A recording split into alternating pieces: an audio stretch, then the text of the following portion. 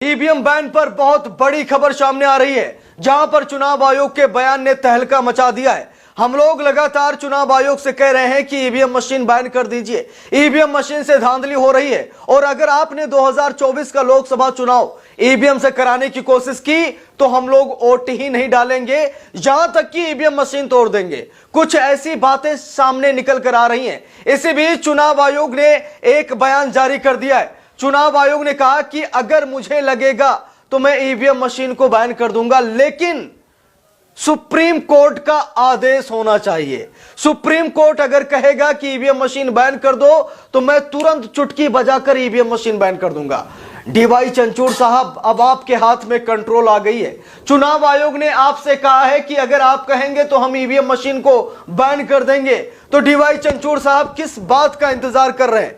जब चुनाव आयोग सुप्रीम कोर्ट के सहारे बैठा है तो डीवाई चंद्रचूड़ साहब को हथौड़ा चला देना चाहिए और ईवीएम मशीन पर बैन लगा देनी चाहिए। दोस्तों, चुनाव आयोग के इस बयान को सुनकर नरेंद्र मोदी को 440 वोल्ट का तगड़ा झटका लगा है, क्योंकि चुनाव आयोग ने सुप्रीम कोर्ट से मदद मांगी है। चुनाव आयोग भी नहीं चाहता कि हमारी छवि धूमिल हो। चुनाव आयोग यही चाहता है कि कितनी जल्दी इस सरकार की चंगुल से हम बाहर निकलें, लेकिन चुनाव आयोग कुछ कर नहीं पा रहा है, क्योंकि अब चीफ इलेक्शन कमिश्नर और इलेक्शन कमिश्नर की नियुक्ति प्रधानमंत्री करेंगे, यानी कि चुनाव आयोग नरेंद्र मोदी के अंडर में है। इसीलिए चुनाव आयोग यह कह रहा कि हम कुछ नहीं कर सकते, हम ईवीएम मशीन को नहीं बैन कर सकते, लेकिन हां, अगर supreme court EVM machine ban करने के लिए कहता है तो हम जरूर ईवीएम मशीन को बैन कर देंगे। तो दोस्तों, अब सबकी निगाहें डीवाई चंद्रचूड़ पर टिकी हुई हैं। क्या डीवाई चंद्रचूड़ साहब ईवीएम बैन पर फैसला सुनाएंगे? क्योंकि 18 मार्च से ईवीएम धांधली पर सुनवाई होने जा रही है। डीवाई चंद्रचूड़ साहब की निगरानी में यह सुनवाई होगी। तो क्या डीवाई चंद्रचूड़ साहब ईवीएम मशीन को बैन करेंगे?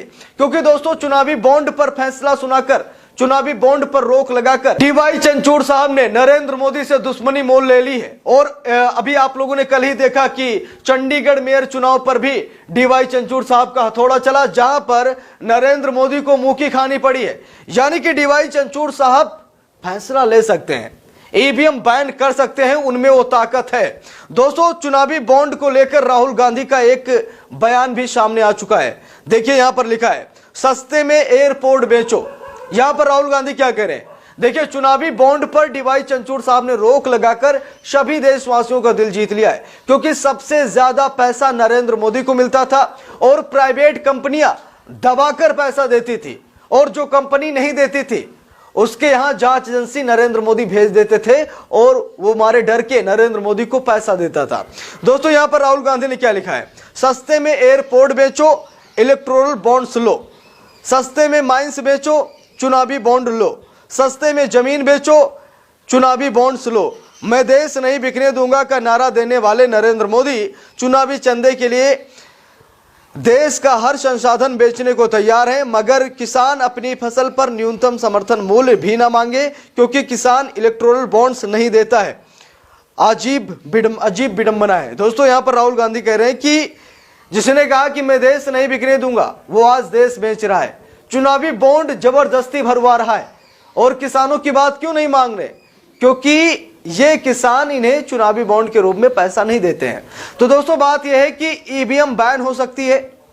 अब डीवाई चंद्रचूड़ साहब के हाथ में कंट्रोल है, और चुनाव आयोग ने यहां तक कह दिया कि अगर सुप्रीम कोर्ट आदेश देता है, अगर सुप्रीम कोर्ट कहता है तो हम ईवीएम को बैन कर देंगे। तो अब देखते हैं कि सुप्रीम कोर्ट इस पर कोई फैसला सुनाता है या फिर नहीं। बाकी आप लोगों को क्या राय है, कमेंट करके जरूर बताइएगा। वीडियो को लाइक शेयर, अगर चैनल पर नए हैं सब्सक्राइब करके सपोर्ट कीजिएगा। मिलते हैं दूसरी वीडियो में, तब तक के लिए बहुत बहुत धन्यवाद।